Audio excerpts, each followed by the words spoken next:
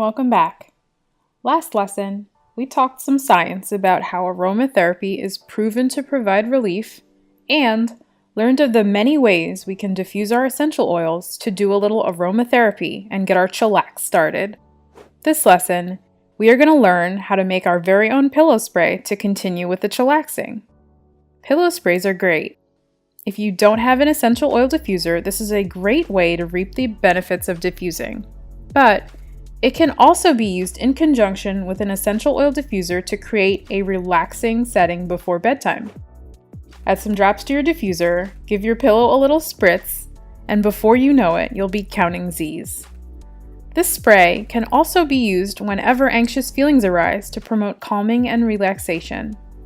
To make the pillow spray, the first item you'll need is a 4-ounce glass spray bottle with dark-colored or UV-protected glass. We really need glass here because our essential oils are so potent that putting them into a plastic bottle could break down the plastic and cause the plastic to leach into the essential oils, which would be no bueno. Also, essential oils are affected by UV rays, so to preserve all the effective properties of the essential oils, we use dark or UV protected glass.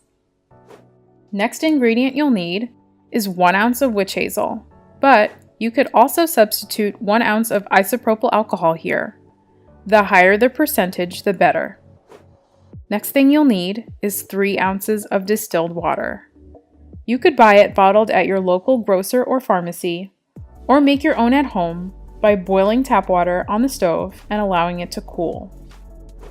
Next, you'll need 10 drops of lavender essential oil and 10 drops of cedarwood essential oil.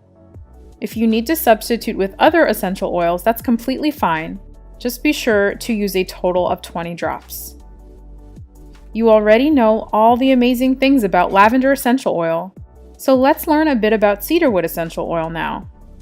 Cedarwood is a rest-promoting essential oil that has a warm, woodsy scent that helps shut off the brain.